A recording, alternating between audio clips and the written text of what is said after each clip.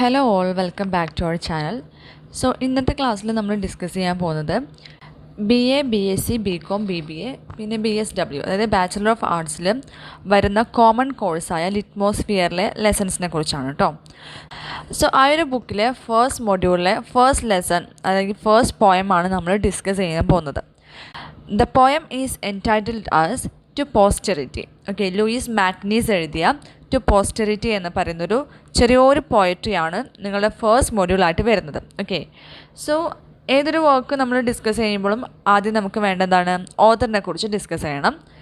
About the author.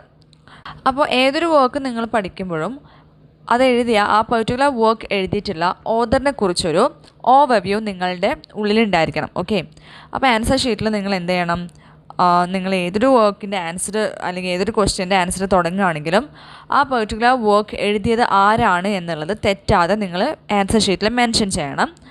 അതുപോലെ തന്നെ ആ ഓതറിനെ കുറിച്ചൊരു 5-6 സെൻറ്റൻസ് നിങ്ങൾ എന്ത് ചെയ്യണം, എഴുതണം. ഓക്കെ, പ്രത്യേകിച്ച് ഷോർട്ട് എസ്സേ. ഓക്കെ, ഈ രണ്ട് സെഷൻ ഓഫ് ക്വസ്റ്റ്യൻസിലാണ് അല്ലെങ്കിൽ ക്വസ്റ്റ്യൻ ഓഫ് ആൻസേഴ്സിലാണ് നിങ്ങൾ എന്ത് ചെയ്യേണ്ടത്, ഈ ഒരു ഓതറിനെ കുറിച്ച് പരാമർശിക്കേണ്ടത്.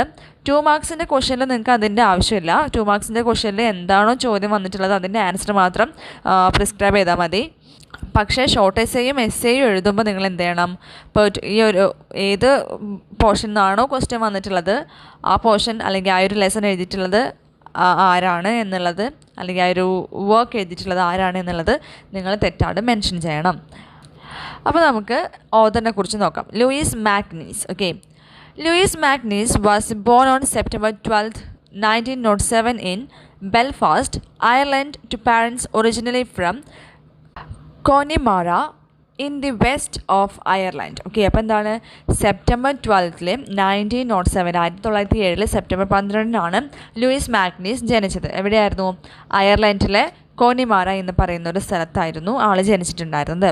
Okay, at the age of 10 he was sent to school in Dorset. Magnus went on to study classics at Oxford, becoming a close friend and poetic contemporary of W.H. Auden. He majored in classics and philosophy. അപ്പം അദ്ദേഹം പഠിച്ചത് എവിടെയായിരുന്നു? ഡോർസെറ്റിൽ സ്കൂളിൽ അദ്ദേഹം പഠിച്ചിട്ടുണ്ടായിരുന്നു. പിന്നെ എന്താണ്, ഓക്സ്ഫോർഡിൽ ആൾ specialise ചെയ്തിട്ടുള്ള subject ഇതായിരുന്നു ക്ലാസിക്സ് ആയിരുന്നു കേട്ടോ. ക്ലാസിക്സ് എന്ന് പറയുമ്പോൾ എന്താണ്, ഓൾഡ് ലിറ്ററേച്ചർ, അതായത് ഏറ്റവും ഇമ്പോർട്ടൻ്റ് ആയിട്ടുള്ള ക്ലാസിക്കൽ ലിറ്ററേച്ചറാണ് അദ്ദേഹം പഠിച്ചിട്ടുണ്ടായിരുന്നത്. ഓക്കെ, പിന്നെ അവിടെ നിന്നിട്ട് ഒരു പോയറ്റിക് കണ്ടംപററി, അതായത് അന്നത്തെ കാലഘട്ടങ്ങളിൽ അദ്ദേഹത്തിൻ്റെ കൂടെ തന്നെ കണ്ടംപററിനായിട്ടുള്ള ഒരു ഓതറിനെ ആൾ പരിചയപ്പെടുകയാണ്. ആളുടെ പേരാണ് W.H. ഓഡൻ എന്ന് പറയുന്നത്. ഓക്കെ, ഇംഗ്ലീഷ് ലിറ്ററേച്ചറിൽ തന്നെ ഏറ്റവും ഇമ്പോർട്ടൻ്റ് ആയിട്ടുള്ള ഒരു പോയിറ്റാണ് W.H. ഓഡൻ എന്ന് പറയുന്നത്. ഓക്കെ, പിന്നീട് അദ്ദേഹം സ്പെഷ്യലൈസ് ചെയ്തിട്ടുണ്ടായിരുന്ന സബ്ജക്ട്സ് എന്ന് പറയുന്നത് എന്താ, ഫിലോസഫിയാണ്. Okay, he majored in classics and philosophy. 1941 കാലഘട്ടത്തിൽ ആളെന്ത് ചെയ്തു, he was joined in BBC, where he spent more than 20 years in the legendary radio features department as writer or producer. Okay, പിന്നെ BBC-യിൽ അദ്ദേഹം work ചെയ്തിട്ടുണ്ടായിരുന്നു. അവിടെ റൈറ്ററായിട്ടും പ്രൊഡ്യൂസറായിട്ടും അതുപോലെ തന്നെ റേഡിയോ ഫീച്ചേഴ്സിൻ്റെ പ്രൊഡ്യൂസേഴ്സായിട്ടൊക്കെ ആൾ work ചെയ്തു. Okay, അത് ഇംഗ്ലണ്ടിലായിരുന്നു കേട്ടോ. അദ്ദേഹത്തിൻ്റെ മേജർ വർക്ക്സ് എന്ന് പറയുന്നത് ക്രിസ്റ്റഫർ കൊളംബസ്, അത് 1944 അത് പബ്ലിഷ് ചെയ്തിട്ടുണ്ടായിരുന്നത്. ദെൻ ദ ഡാർക്ക് ടവർ 1946 അത് പബ്ലിഷ് ചെയ്തിട്ടുണ്ടായിരുന്നത്. Were originally written for radio and later publish. Okay, അപ്പോൾ ഇത് രണ്ടും ഒരു പ്ലേ ആണ്. പ്ലേ എന്ന് പറയുമ്പോൾ നാടകങ്ങളാണ് കേട്ടോ. ഇത് ആക്ച്വലി റേഡിയോസിന് വേണ്ടിയിട്ട്, ഇപ്പോൾ നിങ്ങൾ റേഡിയോസിലൊക്കെ നാടകം സിനിമയൊക്കെ നമുക്ക് ഇങ്ങനെ കേൾക്കാൻ പറ്റും അല്ലേ. അത് റേഡിയോ പ്രോഗ്രാമിന് വേണ്ടിയിട്ട് എഴുതിയതാണ്. പിന്നീട് അതെന്ത് ചെയ്തു, ബുക്കായിട്ട് പബ്ലിഷ് ചെയ്യുകയും ചെയ്തു. ഓക്കെ, അപ്പോൾ ഇമ്പോർട്ടൻ്റ് ആയിട്ടുള്ള 2 വർക്ക്സാണുള്ളത്. 1944 പബ്ലിഷ് ചെയ്തിട്ടുണ്ടായിരുന്ന ക്രിസ്റ്റഫർ കൊളംബസും ദെൻ 1946 പബ്ലിഷ് ചെയ്തിട്ടുണ്ടായിരുന്ന ദ ഡാർക്ക് ടവർ എന്ന് പറയുന്ന വർക്കും. ഓക്കെ, ഇത്രയും കാര്യങ്ങൾ നിങ്ങൾ ഓതറിനെ കുറിച്ച് മനസ്സിലാക്കി വെക്കുക. പിന്നെ വേറൊരു ഇമ്പോർട്ടൻ്റ് ആയിട്ടുള്ള കാര്യം, he died on September 3, 1963, just before the publication of his last book of poems. Okay, അതായത് അദ്ദേഹത്തിൻ്റെ ഒരു പോയട്രി കളക്ഷൻ ഉണ്ടായിരുന്നു. അതിൻ്റെ പേരാണ് ദ ബേണിംഗ് പേർച്ച് എന്ന് പറയുന്നത്. ഓക്കെ, ഈ ഒരു വർക്ക് പബ്ലിഷ് ചെയ്യുന്നതിന് കുറച്ച് ദിവസം മുമ്പേ ആണ് ആൾ എന്ത് ചെയ്തിട്ടുണ്ടായിരുന്നത്, മരിച്ചിട്ടുണ്ടായിരുന്നത്. ഓക്കെ, ദെൻ ലൂയിസ് മാഗ്നീസ് മരിച്ചതും ജനിച്ചതും ഒരേ മാസത്തിലായിരുന്നു. ഓക്കെ, 1907 സെപ്റ്റംബറിൽ ജനിച്ചു. ദെൻ 1963 സെപ്റ്റംബറിൽ ആൾ മരിച്ചു. ഓക്കെ, സോ ഇത് നിങ്ങൾക്ക് എന്ത് ചെയ്യാം, ഇത്രയും പോയിൻറ്റ്സ് നിങ്ങൾ എന്ത് ചെയ്യുക, ക്ലാസ്സിൽ കേൾക്കുമ്പം ലെക്ചർ എഴുതി വെക്കണം. എഴുതി വെച്ചിട്ട് അതൊന്ന് ജസ്റ്റ് അനലൈസ് ചെയ്തിട്ട് നിങ്ങളുടേതായിട്ടുള്ള രീതിയിൽ സെൻറ്റൻസ് ആയിട്ട് ക്രിയേറ്റ് ചെയ്യുക. ഓക്കെ, ഇനി ഞാൻ ടെക്സ്റ്റ് ഒന്ന് വായിക്കുകയാണ്. ടെക്സ്റ്റ് എന്ന് പറയുമ്പോൾ നിങ്ങളുടെ poem. Okay, so to posterity എന്നാണ് പോയത്തിൻ്റെ പേര്. ടു പോസ്റ്റെറിറ്റി എന്ന് പറയുമ്പോൾ ടു നെക്സ്റ്റ് ജനറേഷൻ എന്നാണ് അർത്ഥം. ഓക്കെ, നമ്മുടെ അടുത്ത വരും തലമുറയ്ക്ക് എന്നാണ് അതിൻ്റെ അർത്ഥം. സോ ഇതൊരു കുഞ്ഞു പോയമാണ്. 2, 4, 6, 7 ലൈൻസാണ് ഉള്ളത് കേട്ടോ. സോ നമുക്ക് അതൊന്ന് വായിക്കാം. വായിച്ചിട്ട് അതിൻ്റെ സമ്മറിയും അനാലിസിസും ഡിസ്കസ് ചെയ്യാം. Okay, when books have all ceased up like the books in graveyard, and reading and even speaking have been replaced by other less difficult media, we wonder if you will find in flowers and fruit the same color and taste they held for us for whom they were framed in words. And will your grass be green, your sky blue, or will your birds be always wingless birds? So ഇതാണ് poem വരുന്നത്. ഇത്തിരി കുറച്ച് ലൈൻസേ ഉള്ളൂ. ഇനി നമുക്കിതിൻ്റെ ഒരു സമ്മറിയും അനാലിസിസും നോക്കാം കേട്ടോ.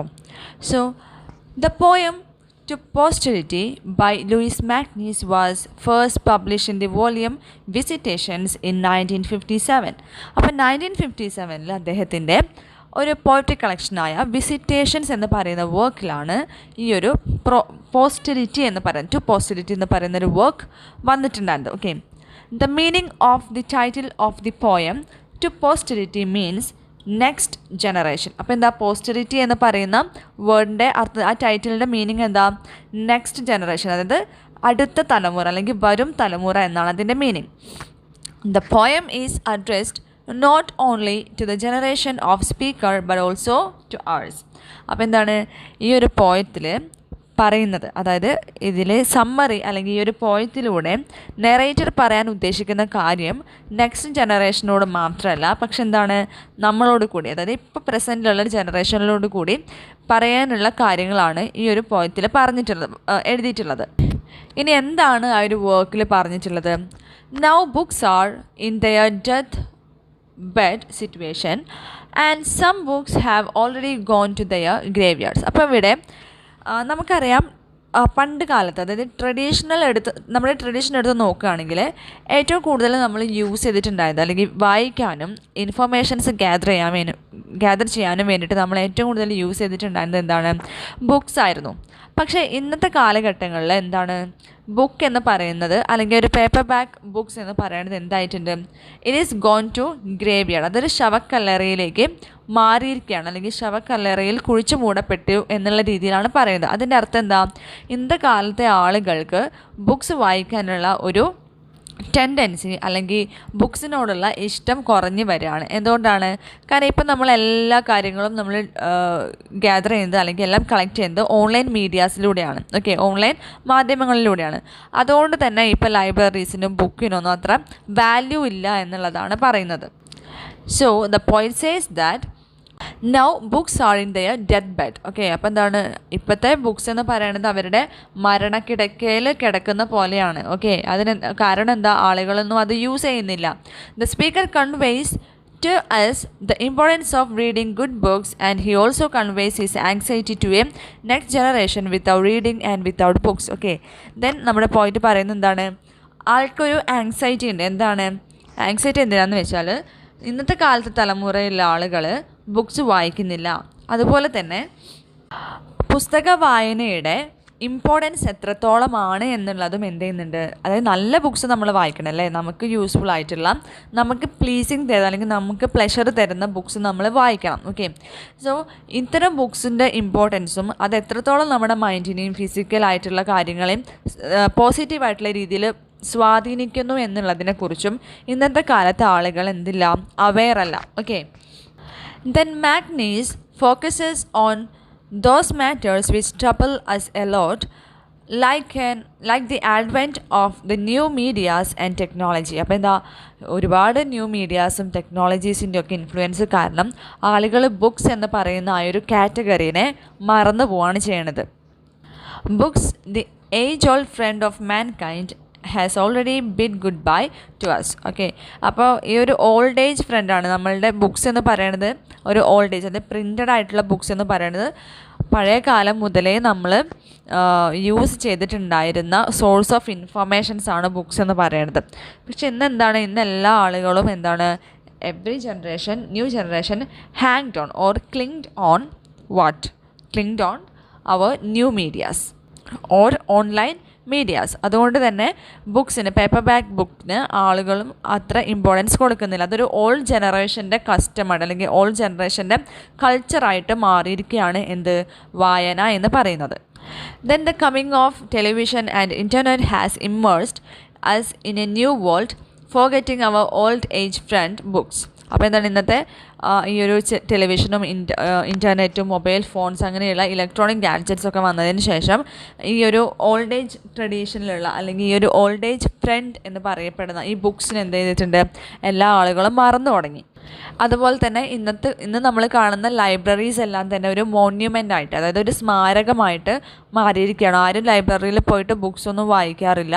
പക്ഷെ എന്താണ്, അത് ഒരു സ്മാരകം പോലെ അവശേഷിക്കുകയാണ് ഇന്നത്തെ കാലഘട്ടങ്ങളിൽ. പിന്നെന്താണ്, ഈ റീഡിങ് എന്ന് പറയുന്നത് നമ്മളെ ഒരുപാട് വൈസാക്കും, നമ്മളെ ഒരുപാട് ഇൻ്റലിജൻ്റ് ആക്കും. അതേപോലെ തന്നെ നമ്മളെ ചില പ്രശ്നങ്ങളെ അഭിമുഖീകരിക്കാനുള്ള എന്താണ് ഒരു സ്ട്രെങ്ത് അല്ലെങ്കിൽ കറേജ് എന്ന് പറയുന്നത് ഈ ഒരു ബുക്സ് വായനയിലൂടെ നമുക്ക് ലഭിക്കും. ഓക്കെ, ഇപ്പോൾ വായനാശീലമുള്ള ആളുകൾക്ക് ചിലപ്പോൾ അത് മനസ്സിലാവുമായിരിക്കും. കാരണം നമ്മൾ ഓരോ ബുക്സ് വായിക്കുന്നതിലൂടെയും, എൻ്റെ ഒരു പേഴ്സണലായിട്ടുള്ള ഒപ്പീനിയൻ എന്ന് പറയുന്നത്, ഞാനിപ്പോൾ ഒരുപാട് വായിക്കുന്ന ആളാണ്. അപ്പോൾ ഒരുപാട് ബുക്സ് വായിക്കുന്നതിലൂടെ നമ്മൾ ഓരോ ലൈഫിനെ ശരിക്കും മുന്നിൽ കാണുകയാണ് ചെയ്യണത്. ഇപ്പം നിങ്ങൾക്ക് സോഷ്യൽ മീഡിയാസിൽ നമ്മൾ യൂസ് ചെയ്യുമ്പോഴും നമ്മൾ എന്ത് ചെയ്യുന്ന ഒരുപാട് കാര്യങ്ങൾ, സൊസൈറ്റിയിൽ നടക്കുന്ന ഒരുപാട് കാര്യങ്ങൾ നമ്മൾ റീൽസിലൂടെയും അതുപോലെ തന്നെ ഷോർട്സിലൂടെ ഒക്കെ നമ്മൾ കാണുന്നുണ്ട്. പക്ഷെ എന്താണ്, അതൊക്കെ നമ്മൾ ജസ്റ്റ് ഇങ്ങനെ സ്ക്രോൾ ചെയ്തുകൊണ്ട് പോവുക ചെയ്യുക. ഓക്കെ, നമ്മൾ സ്ക്രോൾ ചെയ്യുന്നു, നെക്സ്റ്റ് വീഡിയോ കാണുന്നു, വീണ്ടും സ്ക്രോൾ ചെയ്യുന്നു, ഇതാണ് അവസ്ഥ. പക്ഷെ നമ്മളൊരു ബുക്ക് വായിക്കുമ്പോൾ, നമ്മൾ ആ വരികൾക്കിടയിലൂടെ ഇറങ്ങി വായിക്കുമ്പോൾ നമുക്ക് എന്ത് ചെയ്യുന്നുണ്ട്, ശരിക്കും സോഷ്യൽ റിയാലിറ്റീനെ നമ്മുടെ മൈൻഡിലേക്ക് അല്ലെങ്കിൽ നമ്മുടെ ബ്രെയിനിലേക്ക് നമ്മൾ ശരിക്കും ഗ്രാബ് ചെയ്തെടുക്കുന്നുണ്ട്. സോ അങ്ങനെ കാണുന്ന കാര്യങ്ങൾ അല്ലെങ്കിൽ അങ്ങനെ വായിച്ചറിയുന്ന കാര്യങ്ങളിലൂടെ നമ്മളെ തന്നെ ഒരു നല്ലൊരു ഇൻഡിവിജ്വലായിട്ട് മോൾഡ് ചെയ്തെടുക്കുകയാണ് ചെയ്യുന്നത്. ഓക്കെ, അത് നമ്മൾ അറിയാണ്ട് സംഭവിക്കുന്ന ഒരു കാര്യമാണ്. പക്ഷേ ഇന്നത്തെ ജനറേഷനിലുള്ള ആളുകൾ എന്തില്ല, ആ ഒരു ഹാബിറ്റും ഇല്ല. അതുപോലെ തന്നെ മിക്ക ആളുകളും they are running away. Okay, all our new generations are running away from the realities of life. Okay, അതാണ് ഈ ഒരു ബുക്കിൽ, ഈ ഒരു പോയട്രിയിൽ പറയുന്നത്. അപ്പോൾ വളരെ ഈസി ആയിട്ടുള്ളൊരു പോയട്രിയാണ് ഇത്. നിങ്ങൾക്ക് എന്ത് ചെയ്യാൻ പറ്റും, നിങ്ങളുടേതായിട്ടുള്ള ഇൻ്റർപ്രിട്ടേഷൻസിലും നിങ്ങൾക്ക് ഒരുപാട് പോയിൻറ്റ്സ് എഴുതാൻ പറ്റുന്ന കാര്യമാണ്. കാരണം റീഡിങ് ഹാബിറ്റ് കൊണ്ട് എന്തൊക്കെ മെറിറ്റ്സ് ആണ് അല്ലെങ്കിൽ എന്തൊക്കെ അഡ്വാൻറ്റേജസ് ആണ് നമുക്ക് കിട്ടുന്നത്, റീഡിങ് ഹാബിറ്റ്സ് ഇല്ലെങ്കിൽ നമുക്ക് എന്തൊക്കെ സംഭവിക്കും, ഇതൊക്കെ നിങ്ങൾക്ക് എന്ത് ചെയ്യാം, നിങ്ങളുടെ മൈൻഡിൽ നിന്ന് തന്നെ എടുത്ത് എഴുതാൻ പറ്റുന്ന ഒരുപാട് പോയിൻറ്റ്സ് നിങ്ങൾക്ക് കിട്ടും. ഓക്കെ, ഇനി നിങ്ങൾക്ക് എന്തെങ്കിലും ഡൗട്ട്സ് ഉണ്ടെങ്കിൽ വീഡിയോയുടെ താഴെ കമൻറ്റ് ചെയ്യുക. വീഡിയോ യൂസ്ഫുൾ ആണെന്ന് തോന്നുകയാണെങ്കിൽ നിങ്ങൾ ഫ്രണ്ട്സിന് എല്ലാവർക്കും ഒന്ന് ഷെയർ ചെയ്ത് കൊടുക്കാം. ചാനലൊന്ന് സബ്സ്ക്രൈബ് ചെയ്യുക. ഇനി നെക്സ്റ്റ് ഏതെങ്കിലും ലെസൺസ് നിങ്ങൾക്ക് വേണം, ക്ലാസ് വേണം എന്നുണ്ടെങ്കിൽ നിങ്ങൾ എന്ത് ചെയ്യുക, ജസ്റ്റ് ഒന്ന് കമൻറ്റ് ചെയ്യുക. ഓക്കെ, BA ഇംഗ്ലീഷിൻ്റെ വാട്സപ്പ് ഗ്രൂപ്പിൻ്റെ ലിങ്ക് നമ്മൾ ചാനലിൻ്റെ ഡിസ്ക്രിപ്ഷനിൽ കൊടുക്കുന്നുണ്ട്. ആ ഗ്രൂപ്പിൽ ജോയിൻ ചെയ്യുകയാണെങ്കിൽ നിങ്ങൾക്ക് മെറ്റീരിയൽസും കാര്യങ്ങളൊക്കെ ഡൗൺലോഡ് ചെയ്തെടുക്കാൻ പറ്റും. അതുപോലെ എന്തെങ്കിലും ഡൗട്ട്സ് ഉണ്ടെങ്കിലും നിങ്ങൾക്ക് ആ ഗ്രൂപ്പ് വഴി ക്ലാരിഫൈ ചെയ്യാനും പറ്റും കേട്ടോ. ഓക്കെ, നമുക്ക് നെക്സ്റ്റ് ക്ലാസ്സിൽ കാണാം. ബൈ.